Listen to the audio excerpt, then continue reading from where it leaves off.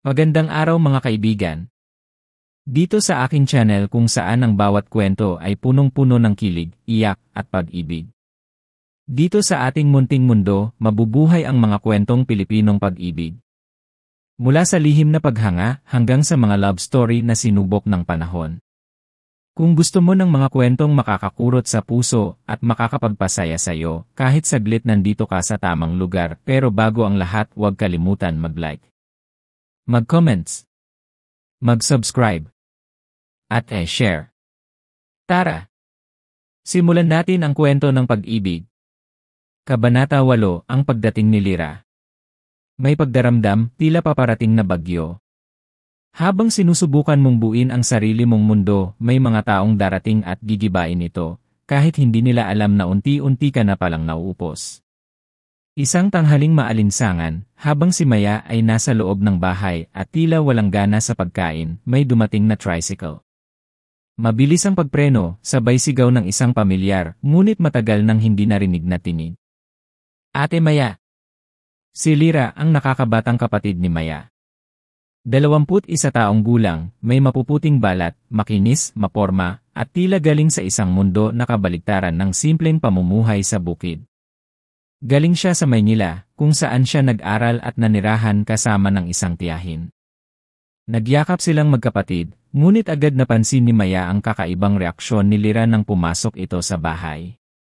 Tahimik dito, te. Pero parang may bumabagabag sa'yo ah. Inisyan lang siya ni Maya, pilit. Ayaw niyang ipakita ang nararamdaman. Lalo na ngayon, may tinatago siyang lihim, isang buhay na umuusbong sa sinapupunan. Kinagabihan, habang nakaupo sila sa bangko sa labas ng bahay, nagulat si Maya sa sinabi ni Lira. May bago akong kakilala sa Maynila. Guwapo, matalino, businessman. Pero ang weird dito daw siya bumibisita minsan sa probinsya nyo. Ang pangalan niya? Elian. Parang binuhusan ng malamig na tubig si Maya. Napayuko siya, nanginginig ang mga daliri. Nagkakilala kami sa isang event tapos, bigla siyang naging sweet text ng text, may mga pa-dinner pa. Mukhang may gusto siya sa akin, te. Hindi alam ni Maya kung ano ang mas masakit, ang pagkabigla o ang katotohanang walang binanggit si Elian tungkol sa kanya.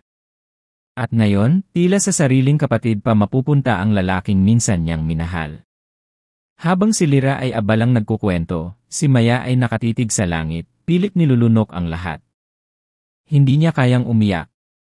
Hindi niya kayang sumigaw. Pero sa loob niya may bumagsak. Lira, bantayan mo ang puso mo. Ha? Bakit naman? Minsan, ang mga lalaking hindi pa tapos sa nakaraan hindi dapat simulan sa kasalukuyan.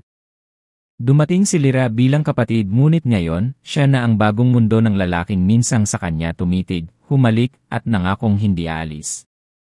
At si Maya? Napipilitang maglaho sa sariling kwento. Ang sakit ay mas lalalim at ang sikreto ni Maya ay lalong magiging mabigat. Sa Kabanata 9, masisilayan natin ang mga mata ng pananabik, ngunit hindi na kay Maya ito nakatuon. Like, comment, at subscribe para sa susunod na kabanata ng Sa Gitna ng Lupa at Langit.